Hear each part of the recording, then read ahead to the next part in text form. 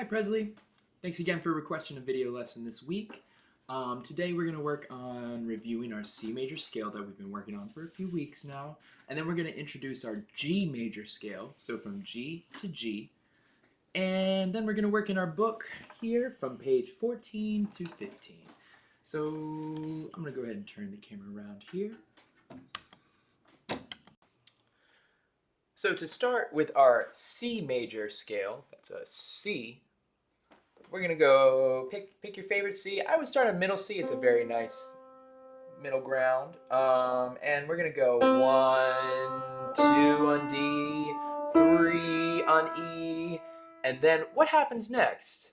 There's a shift. So our thumb goes underneath our middle finger here. So once we get to 1, 2, 3, then thumb goes under, whoop, to F. And then the rest of our fingers are going to carry over and find each next key. So every finger gets its own key. And we're going to go G, 3 on A, 4 on B, and 5 on C. And then we'll work it back down. So 5, 4, 3, 2, 1. And then third finger does a little bunny hop, comes over the thumb and finds the next note at E, and then we end it out with that 3, 2, 1. So let's try it again, and we're just going to do it at just a steady tempo here. So each note is going to last the same amount of time as the others. So 1, 2, 3, 4. C, D, E, 1 on F, G, A, B, C, back down. C, B, A, G, F, bunny hop, 3, 2, 1. Nice, well done. Let's do that one more time, just a little bit quicker. And if it's too tough to keep up, that's okay. Just try and just practice the other one that we just did. But let's just go for it. Let's give it a try. No, it doesn't hurt. So 1, 2, 3, 1, 2, 3, 4, 5. Back down. 3, 2, 1. Well done. Okay, so now we're gonna work on a different scale, and this one we haven't done yet before. But instead of starting on C and ending on C, like with our C major scale, we're gonna start from G and end on the next G. So this is where you want to have your fingers. You can do any octave of that though. You can do it on the lowest end of the piano or the highest. Whatever sounds best to you, but I definitely recommend starting in the middle range. It's easier to hear the notes really clear. So let's start with that G. And we do the same finger pattern as before. So 1, 2, 3, shift 1 to C. Now, we finish out the rest of our hand, but one thing happens here. So once we get to our fourth finger, we're not going to play the white key. We're going to lift our fourth finger up and stretch it to the black key to the right of that. And that's F sharp. So starting from that G, we go 1, 2, 3, shift 1 below the 3 and onto C. And then 2, 3, and then pause. That fourth finger is gonna stretch, not go to the next note. It's gonna go a whole step instead of a half step. So 3, 2, 4 on F sharp, and then 5, pinky on G. Nice, so let's try that again going up. We'll go 1, 2, 3, shift to 1 on C. D, E, F sharp is a stretch, and then G. And then let's work it back down. So we're still gonna hit that F sharp. We're gonna go 5, 4, 3, 2, 1, and then 3, 2, 1. So 5 on G.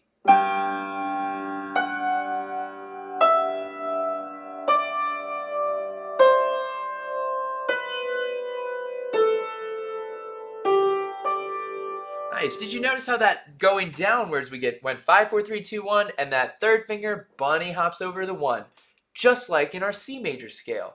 So it's the same finger pattern you just have to remember that little F sharp and not play that F natural, at least for the G major scale. But let's just try our left hands here really quick on that G major scale. We'll go left hand on 5, 5 on G, and we'll go, I'm going to hold a note down here. All right, so 1, 2, 3, 4, 5 on G, A, B, C, D. And notice how we used our whole hand there. We didn't shift once. We just went 5, 4, 3, 2, 1, and now we shift. So third finger comes over the 1, little bunny hop, and we're at E. Then we stretch to that F sharp, and then 1 on G, nice and comfy.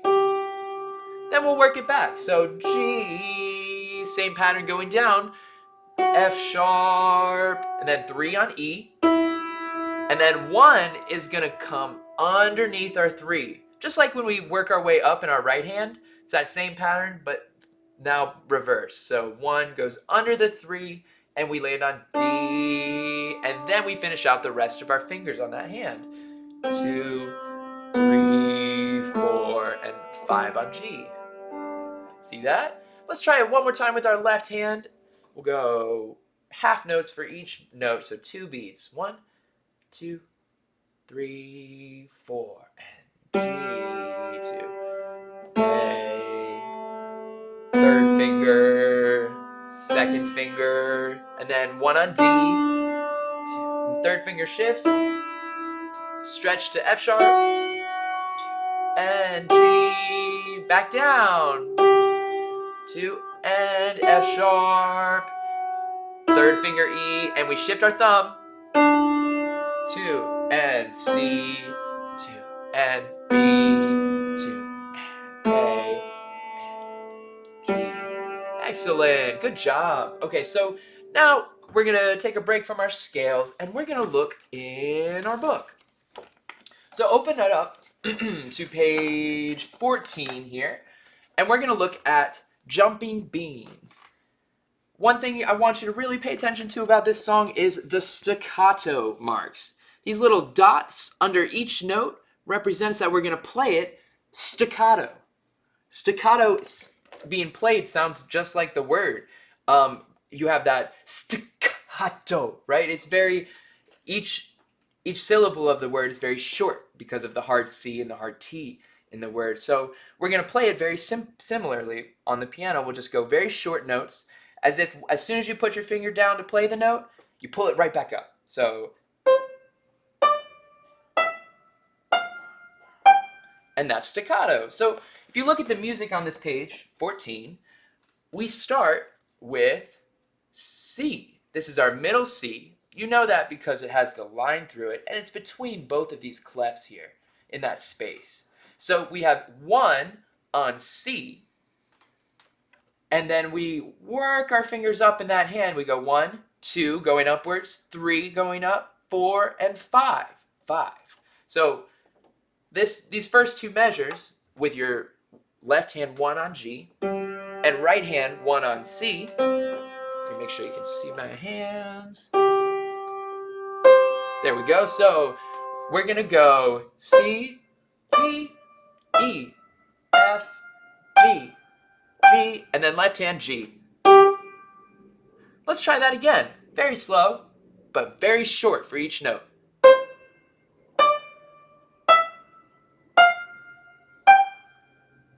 And G. Very good. Now, let's move on to measure 3, and we're going to try and bring that pattern back down. And you might notice something about this pattern that's really familiar. This is our 5-finger pattern, right on C. And then we add a little bit of extra stuff in our left hand. So let's take it from measure 3. Going downwards in that 5-finger pattern, we start on G. So 5th finger on G. And then left hand comes in on G, C. And if you're confused about that left hand part, we just want to make sure our 1 has been on G this entire time. And then we skip all 3 of our middle 3 fingers here and go straight to 5. So 1, 5 in our left hand. So starting from measure 3, it's going to go G, F, E, D, and C, G, C. Rest. Nice. So that's our whole first line of that song. Can we move on now to measure 5? And you'll notice something where we've reversed from what our right hand was playing is now going to be played with our left hand. So we start on C in our left hand with our 5th finger, because that's our lowest finger for playing the piano in our left hand. So C, and we work our way up, going D, E, F, G, G. And then what happens in our right hand? We want to have it ready to play that C as well. So right from measure 5, we'll go left hand 5 on C, right hand 1 on C, and we'll go 1, 2, 3, 4. 4, 3, 2, 1, 1. Right hand 1, C. Let's try that again. From measure 5, C, D, E, F, G, G, and C. 2, and G, F, E, D, C. And then it wants us to play the highest C on the piano. For me, it's this note. I went on though without stopping. Can we try and just do a quick review of measure 7 here? If you had a little difficulty with that when I kept going after measure 6, look at where we left off in our left hand. And you'll notice it's on the same note. So you don't have to count from middle C and be like, okay, this is B, A, G. You can just look at where you played that note last and remember, just keep your fingers there. So if that left hand 1 is still on G, continue down that 5-finger pattern. We'll go G, F, E, D, C, C, and then we play that highest C. And that's the end of the song. So let's go ahead and put this whole thing together here. And I just want to draw your attention to one little thing before we start. We have a P written in right here at the beginning of the song. What does P mean in music when we see it in the, like, right under the staff? If you don't know, that's okay. P represents piano. And that's not just the instrument that we're playing. When we see that in music, it means we're going to play quietly. So on the opposite end, we have forte, which is shown with an F. You'll see it on the next page here. An F, forte, means to play loud. So let's start at the beginning of this song, Jumpin' Beans, and we're going to go all the way through to the end without stopping if we can. And we're just going to play it very quietly, very quiet. So 1, 2, 3, 4, and...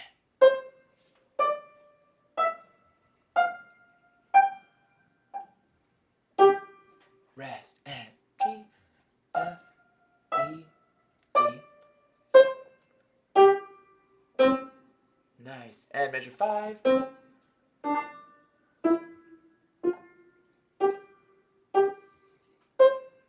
Rest.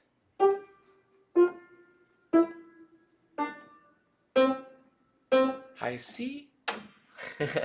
Wonderful. So let's move on now to The Haunted Mouse. Go ahead and fill in on your paper here, if you haven't already, that 2, this first note, 2 on blank, that blank is going to be what note? Let's count up really quick with our all cows eat grass method and just follow the spaces on our bass clef. So we have all cows eat grass. So G is that top space. And look, this note is 1 step above G because it's on the line, not the space, and it's right above it. So that means 1 note above G, find it on your piano, that's G. What's the next note over? We have A. So the first note in the song is going to be A in the bass clef with our 2nd finger in our left hand. So go ahead and write A in on that blank. And then at the top here, we have our right hand, 1 and 3. 1 is definitely going to be a familiar note for you. That's our middle C. We know that one. But then look, we skip a note, we skip over that space, and we go to the next line. So if we're on C, 1 on C, we're going to skip D because that's that space right in between them.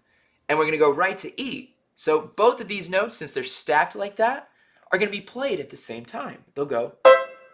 Do you see that? And look, there's still a staccato dot like from before. So we know to play that very short. Nice. So now let's try and put these first few measures here together. We have 2 on A and 1 and 3 on C and E. So 1, 2, 3, 4, and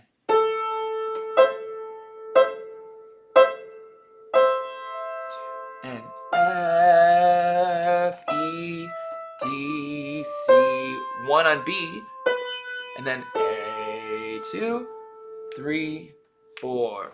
Nice. So let's try this again. I might actually slow it down even more.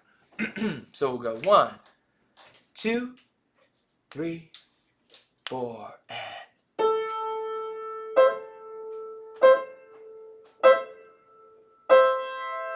2, and F, E, D, C, B, A, 2, 3, rest. Now let's look at the second line here together. We have 2 on A again. See how that's the same note as before.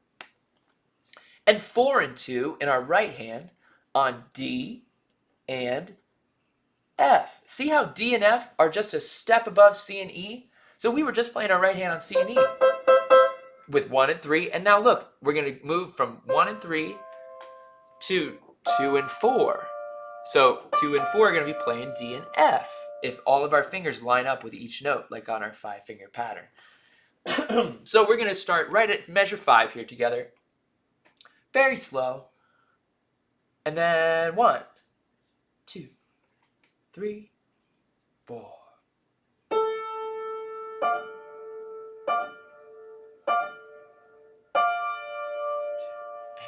G, hold, F, E, D, C, and then 1 on B, 2, 3, rest, and measure 9. So now we go back to what we played before. So look at measure 1 and measure 9. Do you notice anything the same about them? If you said they're the exact same, except for the words, the notes, you're absolutely right. We go A, C, and E. And now here's where it changes a little bit. Instead of going up to an F, we just stay on that same half note that we played. We go C and E, 2, 3, 4. So let's try this together. Measure 9. 1, 2, 3, 4, and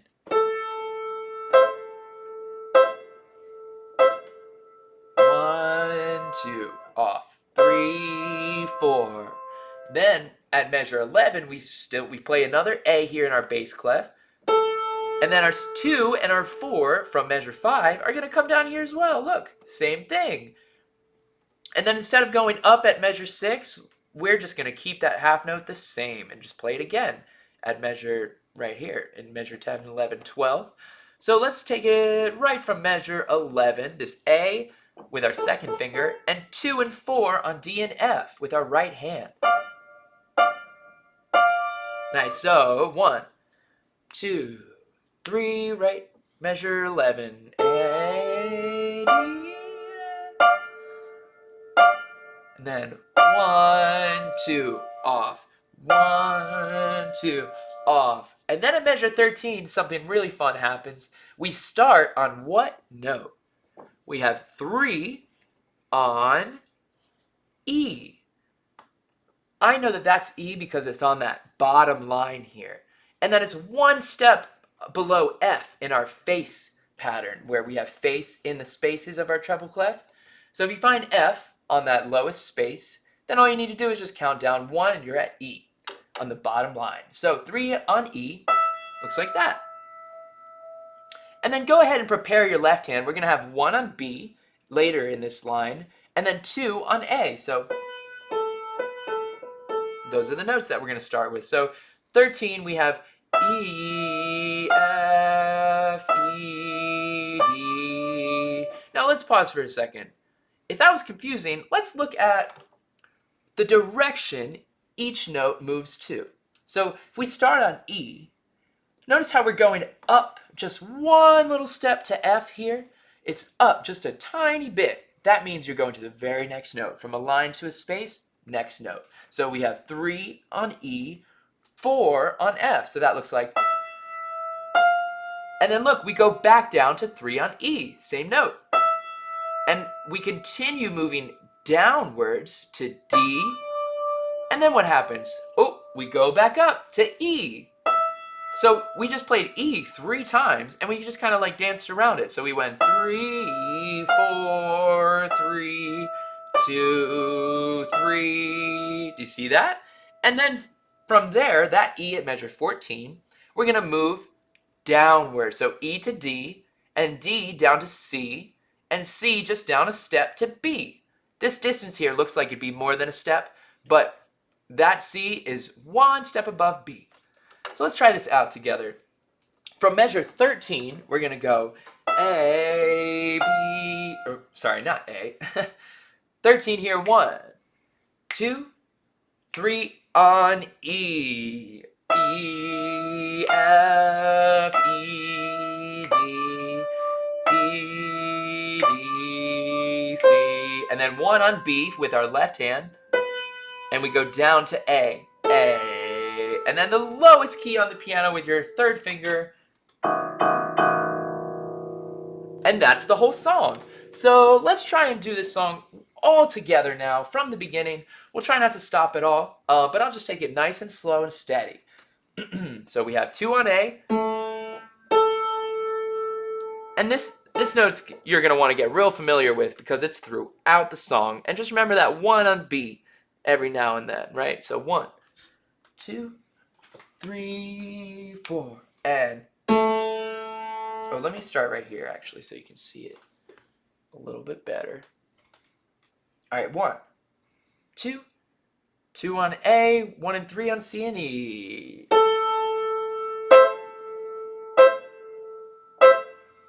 1, 2, 4 on F, and E, D, C, 1 on B, A, 2, 3, rest, and 1.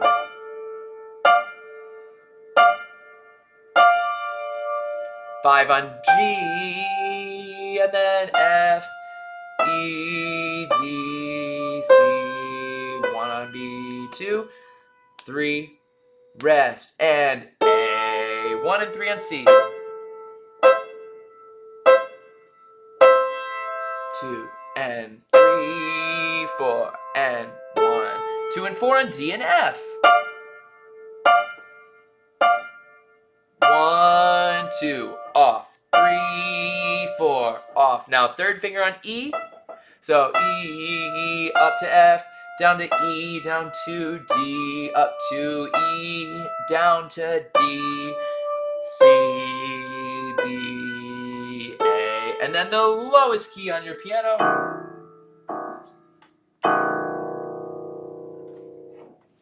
Excellent.